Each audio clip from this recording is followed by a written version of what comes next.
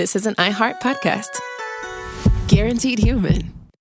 With no fees or minimums on checking accounts, it's no wonder the Capital One Bank guy is so passionate about banking with Capital One. If he were here, he wouldn't just tell you about no fees or minimums. He'd also tell you about how Capital One cafes are open 7 days a week to assist with your banking needs. Yep, even on weekends. It's pretty much all he talks about, in a good way. What's in your wallet? Terms apply. See CapitalOne.com/bankguy. Capital One N.A., member FDIC. If audiobooks are your thing and you've been meaning to listen to more of them, you should check out a podcast called Earsay, the Audible and iHeart Audio Club, hosted by Cal Penn. Each episode spotlights standout audiobooks on Audible across all kinds of genres: sci-fi, comedy, romance, thrillers, and more, with Cal talking to guests who help break down what makes each story worth listening to. It's a fun, easy way to discover your next great audiobook. Check out Earsay on the iHeartRadio app, Apple Podcasts, or wherever you get your podcasts. Hey everybody, it's your old pal Josh, and for this week's SYSK Selects, I've chosen How the Hum Works.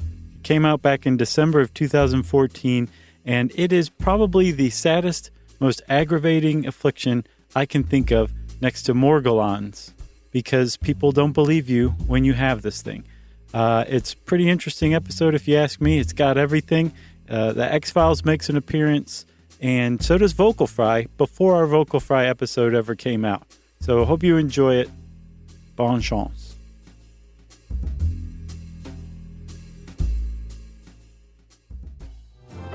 Welcome to Stuff You Should Know from HowStuffWorks.com.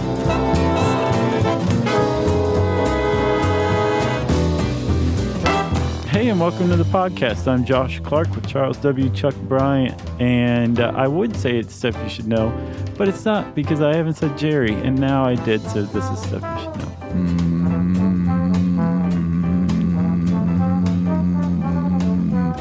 Yes? Are people going crazy yet? I don't know. There's probably some people who started going crazy the moment they hit play. Yeah. That's Chuck's version of the hum. Yeah? Capital T, capital H. Yeah, so the hum you just did, it makes sense. It's a hum. Mm-hmm.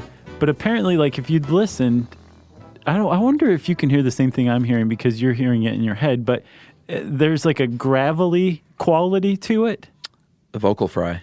Okay, if you want to call it that. Yeah. I say gravelly, but it wasn't constant. The gravelly thing gave it texture, and it was kind of broken up a little bit. Mm-hmm. That is more akin to the hum than the unbroken part that was going throughout. Yeah. So apparently, while this is called the hum, and we should eventually explain what we're talking about, mm-hmm. It's not the classical definition of a hum that people hear. Right. It's not. It's like a diesel truck idling, engine idling is the classic description of it. Yeah. That term vocal fry is one of those. You ever hear or learn of a new expression or a thing that you've never heard of, and then you see it everywhere? That is called the Baader-Meinhof phenomenon. And it's happening to me with vocal fry. Where did you hear that? I can't remember where I initially heard it, but it's a thing now that they say, like Kim Kardashian is who they always blame. It's a vocal affectation that supposedly young women are using now, where they go into that lower tone, that gravelly tone on certain, at like the ends of sentences usually. I know what you're talking about. I heard that too, and it supposedly keeps them from being promoted at work or something. Yeah, yeah. And it's the female equivalent of the guys who speak up? Yeah, or the old Valley Girl thing, which is upspeak. Yeah. Like the Valley Girls, talking like that. But now it's, he was a nice guy, but I really wasn't sure what his motivation was. Oh, okay, yeah. That was a great impression. That's because it was dead on. Yeah. I totally got that. You had pigtails just now. Yeah, I was talking to Emily about it the other day. She was like, do I do that? It's like, no, you don't do that. No, you don't. I just did that, didn't I? a little bit, but you were doing a different voice, so it makes sense. Yeah. Anyway, I can't escape it now. It's vocal like every fry, other day since I've heard it, I've seen something about vocal fry. And have you noticed people with vocal fry more? All the time. Okay. Yeah. It's annoying. Like what you're describing now has really nothing to do with the hum, no. But it actually does have a lot in common with the hum, in that it's driving me to suicide. People who hear the hum, kind of. Yeah. People who hear the hum tend to be able to focus in on it more and more easily the more that they're exposed to it, which is the opposite of what should happen to a noise that really is inconsequential in the environment. That's right. So what we're talking about here, Chuck, is the hum with a capital H. That's right. What is it? Well, it is a sound, a mysterious sound that is heard in places around the world by about 2% of the local population. Yeah. It is a low frequency, and we're going to get into the frequencies and all that, but let's just call it a low frequency rumbling right now. It's a drone. It's a vibration. Described sometimes as it sounds like it's coming from nowhere or inside my own head. Yeah. And it is, there are places all around the world where, like I said, a very small population of people experience this hum. And depending on where you are, they will name it that hum, like the Auckland hum, the Windsor hum. The Bristol hum. Yeah, the Taos hum. And it's been described, going back to the 1800s, people have talked about it in literature, but really in the 1950s, 60s, and 70s, in the modern world is when people have started hearing this thing that drives them batty, basically. Right. And one of the ways that it drives them batty is they'll say, "Do you hear that?" And everyone else in the room will say, "No." The other 98% of people say, "Uh-uh." Yeah. And they'll be like, what do you mean you don't hear that? Yeah. And everybody else in the room goes, "Okay. Right. Maybe you're a little wacky." It's generally at night. It's worse at night for sure. And generally in more rural areas. Yes. Which makes sense because it's not as much noise pollution, I think. Exactly. Yeah. It also tends to be worse indoors. So at night. Which is a little weird. Indoors means that you don't get much sleep because this is something that you can't not focus on. People who suffer from the hum tend to say that it dominates the soundscape. Yeah. It's not something they can just tune out. Right. It's not something that they're getting used to. And again, the more they're exposed to it, the easier they say it is to tune into it. And I guess become cognizant of it yet again. Yeah, so imagine and being, obsess about it. Yeah, and imagine being plagued by a sound that does this to you and that everyone else says is not real because they don't hear it. Yeah, and it's been, I mean, we'll get into the reasons that it may be or may not be happening, but it's been passed off as mass hysteria or mass delusion. From everything from that to like government conspiracy to a legitimate noise, whether or not it's acoustic or electromagnetic. Right. And that's part of the problem is there one hum? Right. Are there lots of hums? Is there no hum? Your skeptics will say there is no hum. It's tinnitus or it's something like that. Right. Or some other inner ear noise, like otoacoustic noise. Yes. So who knows? Well, there are two ways that the hum. Okay, so again, let's restate this and let's put ourselves in the position of the outsider. Okay, because I don't experience the hum, so I am an outsider. I don't either. Yeah. Knock on wood, because the more I research this, the more I'm like, oh God, I hope I never do. Well, we left out one quality of it that is common around the world, and when we say around the world, it tends to be curiously concentrated in the West. And in the Euro, I didn't notice that. Euro ancestry West. Yeah, I didn't really see anything about any countries in the East. If you look at, there is a guy who runs a. Is this Glenn McPherson? Yes, Glenn McPherson runs something called the World Hum Map and Database. And we ran into Glenn McPherson. Before we get too far, we should give a huge shout out to Jared Keller over at Mike, who wrote this amazing article called "A Mysterious Sound is Driving People Insane and Nobody Knows What's Causing It." Totally worth reading. Yep. And he talks about a guy named Glenn McPherson, who's a professor in British Columbia. And he set up a website called the World Hum Map and Database. And so anybody who hears the hum can go and fill out a questionnaire, and then it takes that data and puts a dot on the map, and you can hover over the dot and get the data, right? Yeah. But if you look at it, it's just the United States, Great Britain, Western Europe, Canada, South Africa. It's pretty. It's unusual that there's nothing in Africa except South Africa, and it's just in these European ancestry Western countries, right? On the one hand, you could say, well, that's because this is an English language database. Oh, that makes sense. And so, of course, somebody whose native language is like Swahili Sure. isn't going to go on to this They don't and be call it like, the hum. I have no idea what I'm typing here, but yeah, exactly. Yeah. So that's one explanation. There are other explanations too. And now we arrive at one of them. We're going back on the outside because you don't hear the hum, I don't hear the hum. And let's say that we're ear, nose, and throat guys, and somebody comes to us and says, I'm going crazy. Like I'm seriously contemplating suicide because this hum is keeping me up at night. I haven't slept at weeks. I'm irritable. I have headaches, nosebleeds. I'm nauseated all the time. These are all common symptoms of hum sufferers. Mm-hmm. You're going to think one of two things as a doctor, a physician. One is tinnitus. Yeah. And then the other one is you're crazy. That you're driving yourself crazy. Yeah. Both of them can kind of be explained away. And they are explained away by this guy named David Deming. And he is a geoscientist from the University of Oklahoma. And he wrote what is probably the definitive study on the hum so far back in 2004. That's right. So Deming, apparently if you look at his research, there is another theory. And this is where the U.S. government comes into play. Because there's a couple of theories revolving around the U.S. military and whether or not they are causing this.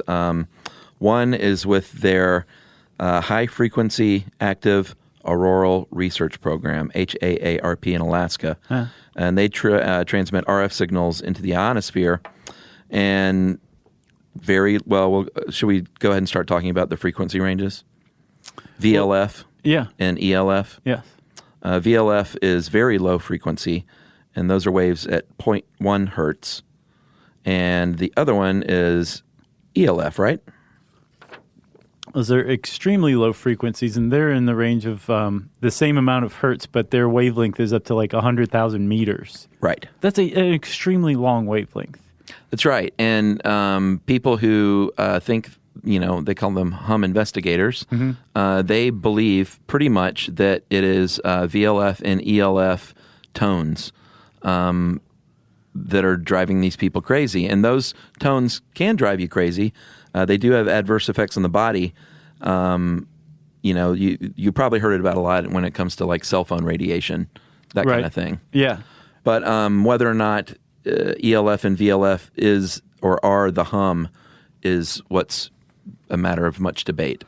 It is a matter of debate and it's also kind of a matter of faith, because what you're talking about there with ELF and VLF frequencies is or tones. Those are radio waves, and radio is part of the electromagnetic spectrum, right? Yeah. So it has been shown at very, very high frequencies, humans can detect electromagnetic sound. We take it as sound. Yeah. Which is weird because it's not supposed to happen like that, but that's how we experience it. It's not like at a high frequency we suddenly see it. We hear it. And if you are familiar with the Comet 67P that the European Space Agency recently landed on. Yeah, which is crazy. That comet was found to emit an electromagnetic clicking sound. Yeah. Which is how we experience electromagnets or electromagnetic sound at a certain frequency. And so because it's a clicking sound, it's not a hum at all. Some people are saying, well, that doesn't make any sense. This is a hum. It doesn't, if we can hear it, it doesn't sound like an idling diesel engine. Right. It sounds like a clicking sound or something like that. And then what's more, what this guy is saying is that if it's a very low frequency or extremely low frequency, that's the opposite of how we hear electromagnetic radiation. We hear it at a very high frequency, not a very low frequency. So which one is it? So yes, it's still a huge matter of debate, even as to whether the hum, first of all, if it does exist. Yeah, if it's a single source. And then if it is a single source or any kind of source, is it electromagnetic or is it acoustic? Right. And we'll unpack the difference between those things right after this. Stuff you should know. Hey everybody, we're here to talk to you about Wayfair, who believes that spaces should be functional, they should be comfortable, they should be well-designed, and they can be well-designed by you with their help. Your updated space should feel more comfortable, inviting, and practical for everyday use. And we're talking about outdoor seating. We're talking about grills. We're talking about major appliances. If you need storage solutions, Wayfair can help you out. Patio lighting, rugs, decor. It is your one-stop shop for home. Yeah. I mean, it's getting nice out, so it's time to think about living outdoors for the next few months. And Wayfair knows that outdoor furniture, it's heavy, it's intimidating to assemble. So Wayfair has stepped in and said, we're going to handle the hard part so you don't have to. That's right. You can shop Wayfair Verified, your shortcut to the good stuff. And that means their team of product specialists are going to vet everything by hand using a 10-point inspection, testing things like, quality materials, functionality, and features, and even how long it takes to build that piece of furniture. And the overall experience save time, reduce hassle, and improved convenience. Patio season is here, and these deals won't last. So head to wayfair.com right now to get your outdoor space ready for way less. That's WAYFAIR.com. Wayfair, every style, every home. Hey everybody, I want to talk to you a little bit about Tide Evo because it represents over 10 years of innovation and product development. Tide Evo is a first-of-its-kind technology where tens of thousands of minuscule fibers are spun together to form a 6 times powerful layer packed with scrubbers, brighteners, pre-treaters, and fresheners. And that's going to deliver a breakthrough clean that's so powerful it feels like magic. Yeah, it is kind of like magic. Tide Evo is revolutionary. A 100% concentrated waterless laundry tile that's made of compressed microfiber soap layers rather than liquid or powder. And it's not like pods or sheets because it uses 6 layers of detergent fibers to deliver superior cold water cleaning without plastic packaging of any kind. And it provides a mess-free, lightweight solution that dissolves lickety-split. So whenever you run into a laundry challenge, turn to Tide Evo. It's revolutionary. It's magic. Try new Tide Evo. Real laundry magic. Stuff you should know. So, as whether or not the hum exists, the Canadian government actually, part of the problem is it's hard to get research done on this because a very small number of people experience it, and a lot of them are called crackpots. Yeah. So it's tough to get funding for research, but luckily there's a country called Canada that will fund things like this. Right. And Dr. Colin Novak spent a year listening to the Windsor hum in Ontario, and what they found was the hum is real, and they traced the source in that case to on the Michigan side of the Detroit River, and basically a steel plant on Zug Island. Doesn't that sound like an industrial plant island? Totally does. And it supposedly generates a lot of VLF waves when they're operating.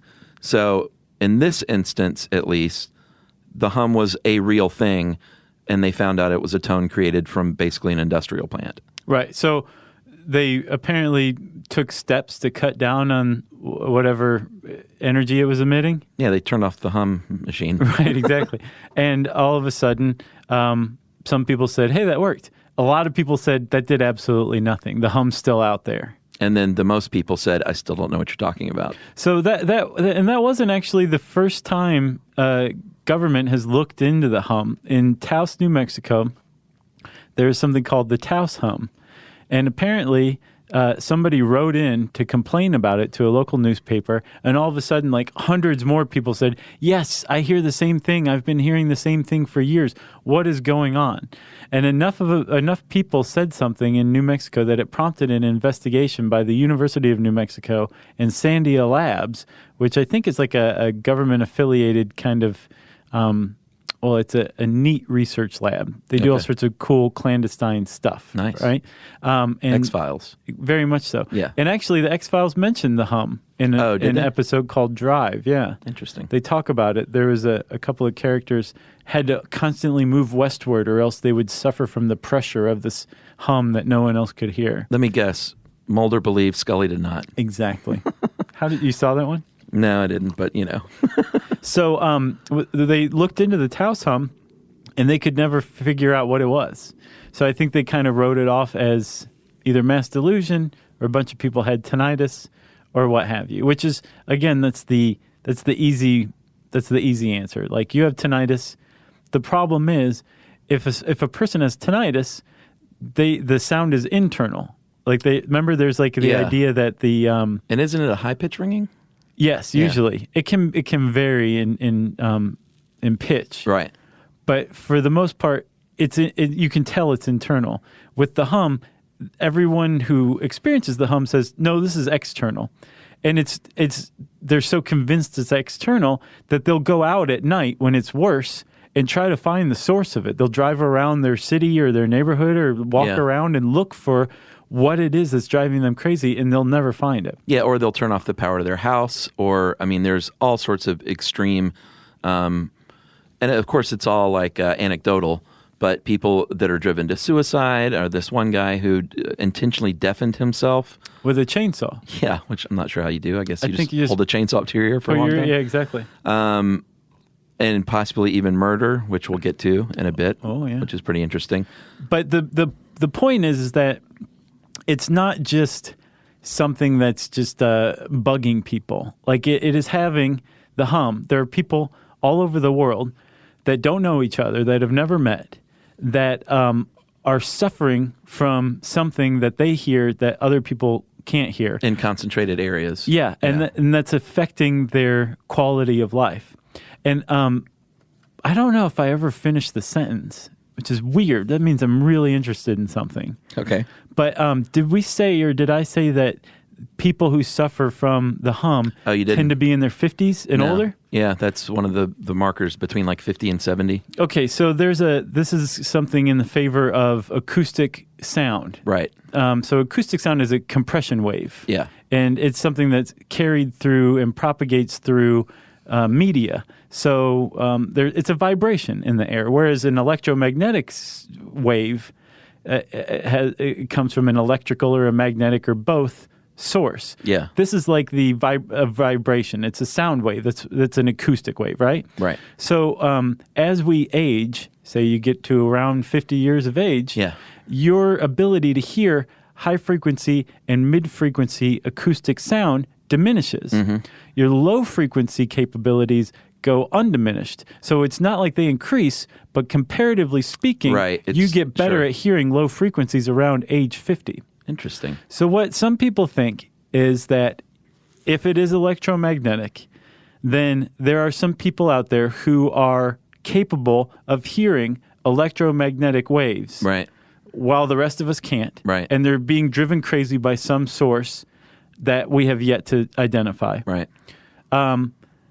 Or if it's acoustic, that there are some people out there who are super hearers of low frequency sound, which would also kind of do away with another diagnosis that a lot of doctors give people, which is hyperacusis, which to me is worth a whole other podcast. It's another people kill themselves over. Yeah.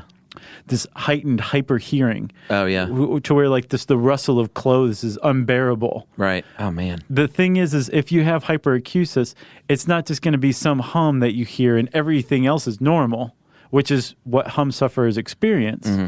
You would hear everything on this grand scale. Right. You'd be like Spider-Man. Exactly. So what they think is that there are people who are predisposed to hearing low-frequency sounds way better than other people, and that it comes as their higher and mid-frequency capabilities diminish with age. Right. But again, what are they hearing? Well, that's right. I mentioned earlier the HAARP program that the U.S. government military is doing in Alaska. The other one that I teased is the TACAMO, the Take Charge and Move Out system. In the 1960s, the U.S. Navy basically adopted this program to be able to communicate with submarines, long-range bombers, ballistic missiles during nuclear war, and they use very low-frequency radio waves to do so. And, you know, it's a real thing. But is it the hum? Other conspiracy theorists will say that the U.S. government is also using these things to target individuals. And, of course, that's, you want to say that's probably bunk, but you never know. Well, what the cool irony is that Jared Keller points out is that if the hum is electromagnetic in nature, a tinfoil hat, an aluminum foil hat would actually work. Right. Because it blocks out about... He had a sense of humor about it at least, too. Right. But like just a thin layer of aluminum can block out like 98% of electromagnetic waves. So that's pretty ironic. that it might actually work. Although I haven't heard whether that helps people with the hum if they put on a tinfoil hat, yeah, if that would help or not, or if it has. But speaking of Takamo, if you read David Deming's journal article, it's called The Hum, an anomalous sound heard around the world. And there is a journal called the Journal of Scientific Exploration, which is a peer-reviewed scientific journal that accepts articles on things on the fringe of science. Sure. Which the hum most decidedly is. Yeah. David Deming gets into Takamo, and he basically says, this is a secret government program, so obviously we can't get any real answers. We don't know how often it works or how often they're transmitting or anything. But we do know it is a real thing. And he correlates some dates when there's like upgrades to the system, and then all of a sudden in this one area around the same time, there's the Kokomo, Indiana hum starts. Right. So he does a good job of correlating it, and I think that's kind of what he settles on. He believes that it's probably the Takamo program, that this very low frequency transmission to submarines underwater from airplanes above is being propagated around the world, and that would suggest that it's a global source. Right. That it's just some people can hear these radio waves that you're not supposed to be able to hear. Yeah, or it's multiple sources combined, like a combined effect. Like if you live near an industrial plant that has a machine that's making the sound that maybe certain people are attuned to or not. I don't know. Well, that's another characteristic, is that it's mostly experienced in the country. But see, I just chalk that up to noise pollution being reduced. Right. Yeah. Like when I worked at a convenience store in the midnight shift, when I worked during the day, I would not notice anything. But when I worked up there at night at 3 a.m., I would hear the buzzing of the fluorescent lights. Right. And it would drive me crazy. I would turn them off, and people would think we were closed. So the thing is, you eventually stopped hearing that, right? Well, yeah, when I left work. That's called habituation. So habituation means that you are capable of, so like you'd focus on these things the whole time? You were there? Well, yeah, in the middle, I wouldn't focus on it, but I would notice I'd be reading a book, and I would just hear that that sound, Okay. But I never noticed it during the day when the lights were on. But so like when you didn't hear it, that's habituation, where like you're exposed to something, your brain says, this is totally, it's not a threat. I don't have to pay attention to it anymore. So anytime in this context that I hear that sound, I don't have to become cognizant of it. Now, apparently you did. You kind of like fell into cognizance like here or there. Yeah. And like you'd notice it again. But for a normal human being, when you're exposed to something like that over and over again, the less you notice it. Right. But like we've said, with the hum, the more you're exposed to it, the easier it is to tune in.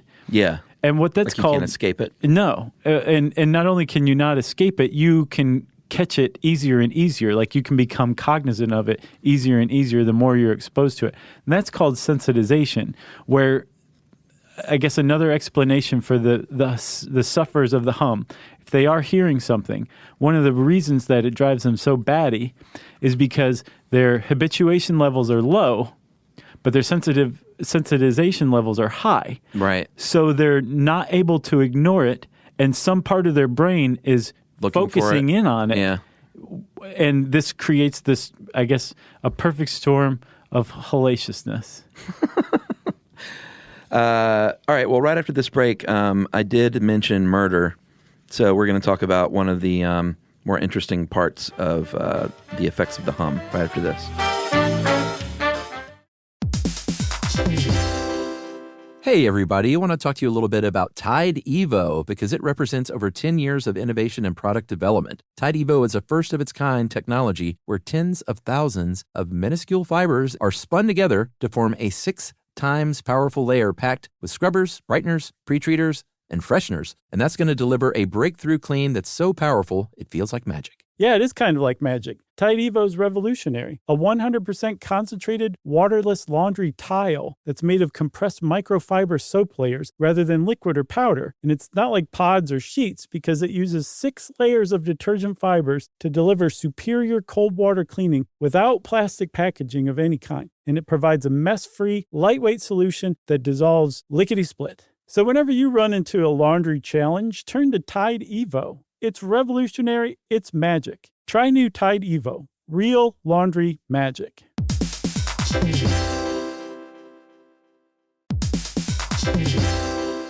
Hey, everybody. When you're at work, you never know when you're going to get interrupted, like when an office fire drill happens right in the middle of your presentation, or maybe construction is going on just outside your window. But with the Dell Pro laptop powered by Intel Core Ultra with vPro, no matter how many interruptions you have, your laptop won't be one of them. Yeah, with the battery that's optimized for the way you work and built-in intelligence that quiets distractions the moment you're trying to focus, your tech won't slow you down, even when you're getting bounced from an office you forgot to reserve. The Dell Pro, built for those who stay in the flow. Find technology built the way you work at Dell.com/Dell-Pro. Built for you.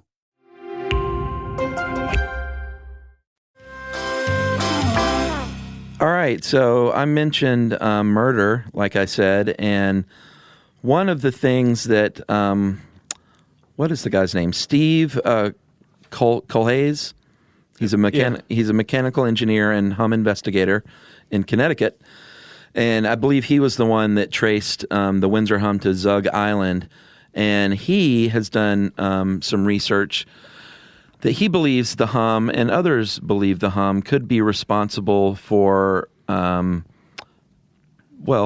killing other people. Specifically in his case, he actually approached Connecticut State Police investigators after the Sandy Hook Elementary School shooting in Newtown, Connecticut, and he said the hum from a nearby gas pipeline might have driven Adam Lanza to, have contributed to driving him to do something like this. And I don't think he's saying this made him crazy, so he did this. I think he's saying fragile-minded people could be pushed over the edge. It could be the last straw for somebody. And I don't know how much credence it has, but investigators did at least include that in the documents they released to the public. So they thought it was worthy enough to put in, among the 7,000 other documents to release to the public. Yeah. And he's not the only one. Remember the Navy Yard shooting? Yeah. In 2013, Aaron Alexis, he fully came out and said, quote, ultra-low frequency attack is what I've been a subject to for the last 3 years. Mm-hmm. 3 months. And to be perfectly honest, that is what has driven me to this, end quote.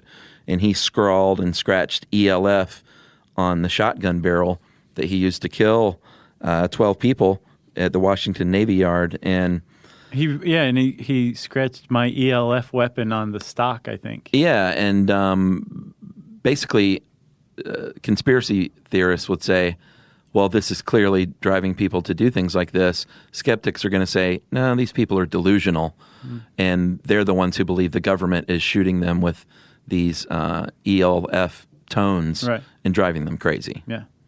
But either way, it's a little startling that someone would scratch that in their shotgun before they did something like this. Agreed, yeah. And blame it on that outright. But that raises another point, how exposed was he to those conspiracy theories? A lot of people would say, well, there's a Yahoo group dedicated to the hum. There's that one World Hum map and database. And people who go see these things, are they just suggestible? And they're like, oh, yeah, I can hear it too. Yeah.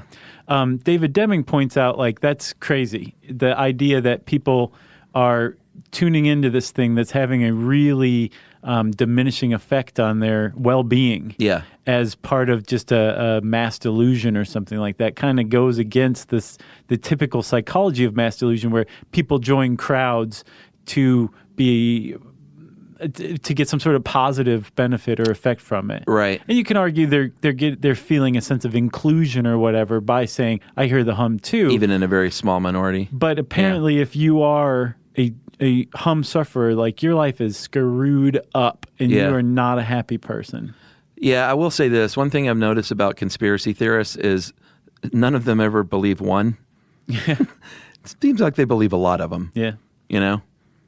So that's all I have to say about that. Well, there's one other thing. So not only is this driving people crazy, there is evidence that if this does exist, if there is something that if there's some sort of what's called low-frequency noise that's in the environment, and it's everywhere, but if people are being exposed to it, there's evidence that biologically speaking, it can have an impact. Sure. And there just happened to be this incredible real-world laboratory that sprung up in Portugal in the late 70s because a guy named Castello Branco was put in charge of the Portuguese Air Force's maintenance, repair, and manufacturing plant. It's called OGMA. Or I don't know a Portuguese accent, or else I do it. Yeah. But we'll just call it OGMA. And he happened to just be sitting there, and he watched a aircraft technician wander around aimlessly in what apparently looked a lot like an epileptic seizure. Right.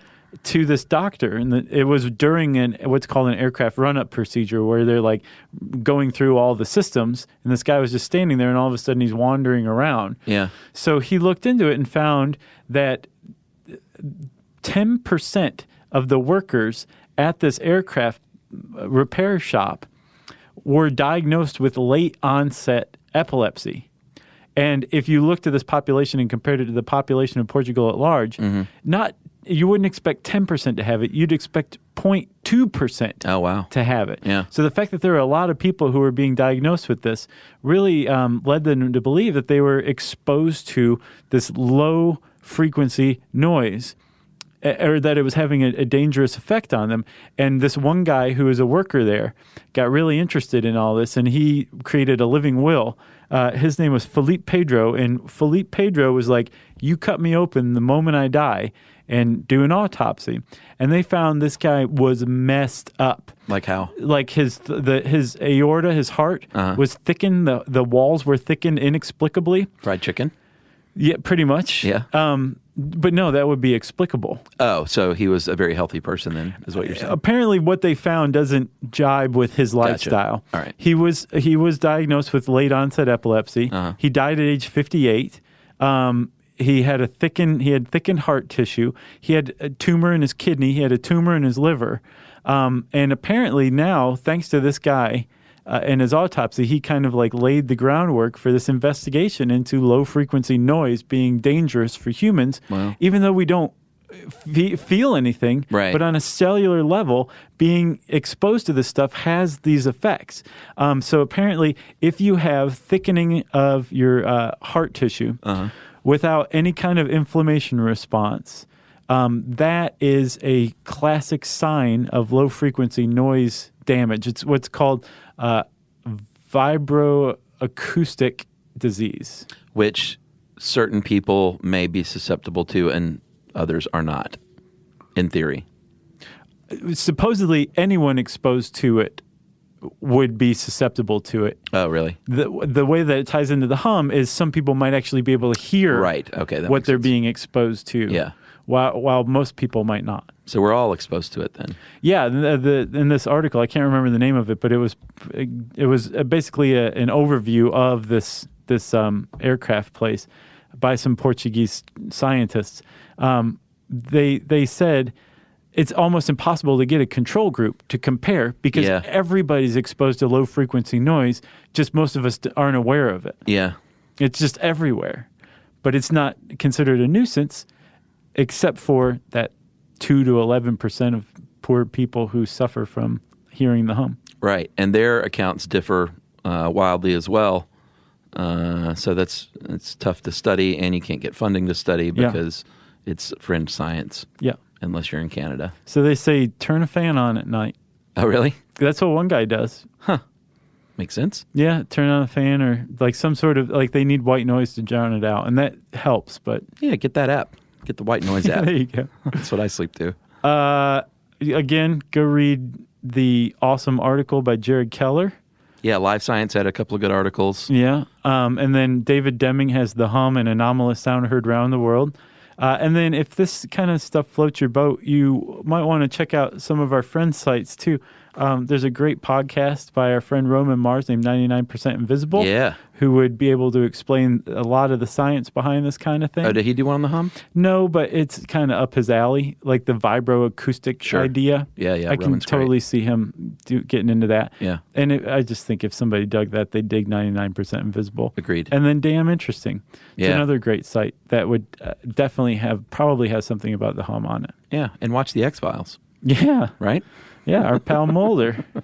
And, of course, you can hang out at How Stuff Works. You can just type the hum in. I don't think it'll bring up an article, but see what happens. Yeah, we don't have one yet. No. But, type hum into the search bar and see what comes up. It's just a fun game. And since I said search bar, it's time for listener mail. I'm going to call this Limousine Ranch. Hey guys, I finally have a story for you after listening for over 5 years. Ooh. I live in super rural South Dakota, not just the regular rural South Dakota. Yeah, right. My town is only about 3,200 people, and it is the largest town within 100 miles radius. The main business here is agriculture and ranching. A big surprise. After I married my plumber husband from St. Louis, we moved back to my little hometown 6 years ago where we started a plumbing business. He started a plumbing business. Mm-hmm. Shortly after moving here, we got a call to go to Anderson's Limousine Ranch, with no E on the end. After driving out to the country and lots of gravel roads later, he came upon the ranch and failed to see any limos. He said he couldn't figure out where all the limousines were and why there would be a limousine company dealership in the middle of nowhere on an Indian reservation. I guess he asked the owners, and they explained that they run limousine cattle on their ranch, which I looked up. It's a type of cattle from the Limousin region of France. Oh, okay. They don't look like they're wearing cloaks or anything? No. My brother and I teased him for quite some time on this to get a mental image of the absurdity. Imagine the vast prairie of Dances with Wolves or Fargo, and then expect to see a limousine dealership out there. Or just a bunch of limousines just kind of meandering around the fields. That sounds like something that would happen in Fargo. Sure. That's very Coen Brothers-esque, but not Kevin Costner-esque. No. The Tonka. He's pretty self-serious. Yeah, he doesn't look like he has much of a sense of humor, does he? I don't know. He was in Bull Durham. It's funny. Well, yeah, back in the day when he was viable. I watched the preview only for that movie Draft Day that he did recently. Yeah, I can barely make it through the preview. Dude, the preview built it up. They were like, I can't believe he's doing it. Is he really going to do this? And it's about the NFL draft. Right. And he's like a GM. Yeah. And they built it up to this thing. And finally, it was when it was in the movie theater, the preview, I leaned over to my buddy Scotty, who you know. Mm-hmm. And I was like, what does he do? Does he like open fire on the room and like shoot people? Right. Or is it just some sort of trade? It's for a trade, football right? team. Yeah. Yeah, but they were building up like, I can't believe this is happening. Yeah. Did you ever see the movie? No. What was Scott's take on it? He just laughed and said, yeah, exactly. That sounds like our Scott. He's the guy that laughs at things like that. That is from Jennifer Coleman. Oh, I forgot we were even doing listener mail. That's right, Jennifer. And you should tease your husband for that. That's pretty funny stuff. And he should stick to the plumbing business. Yeah, for real. Not the limousine company finding business. If you want to mock someone you love on our show, you can tweet to us at SYSK Podcast. You can join us on Facebook.com/StuffYouShouldKnow. You can send us an email to stuffpodcast@howstuffworks.com. You also can do the most important thing you'll do today or any day. Go to stuffyoushouldknow.com.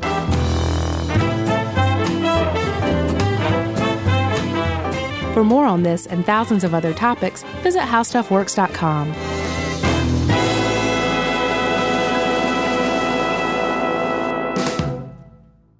Everyone knows winter is the real mess maker. You don't need WeatherTech floor liners for summer unless you hit the beach and half the beach ends up back in your car, or the campsite dirt ends up in your trunk. Then you'd want a cargo liner, or a road trip goes sideways, lemonade spills, ketchup goes rogue, ice cream drips. Yeah, you'd be pretty happy about those WeatherTech seat protectors. So just to be clear, as the mud you're inevitably going to step in this summer, you don't need WeatherTech unless you plan on doing summer. Visit WeatherTech.com today. In Orlando, meetings reach another level thanks to a growing list of award-winning restaurants, a world-class convention center, a great hotel community, easy access through the airport, and of course, the weather. Andrew Moyes, VP of Fan Expo HQ, had this to say about Orlando. Often we will bring our entire team to Orlando for the event, and that includes our executive-level team members as well. And we're able to give them a great experience with luxury hotels, special restaurants, all those key things to feed into the proper executive experience. Orlando's easy airport access and close proximity to hotels and transportation make it a top choice for hosting major events. And while you may know Orlando for its attractions, industries like healthcare, aerospace, and advanced manufacturing make it a hub for cutting-edge businesses. Or in the words of Mr. Moyes, Orlando really can be that destination where you can innovate, collaborate, and look to the future. And that's what makes Orlando unbelievably real. Learn more at orlandoforbusiness.com. This is an iHeart podcast. Guaranteed human.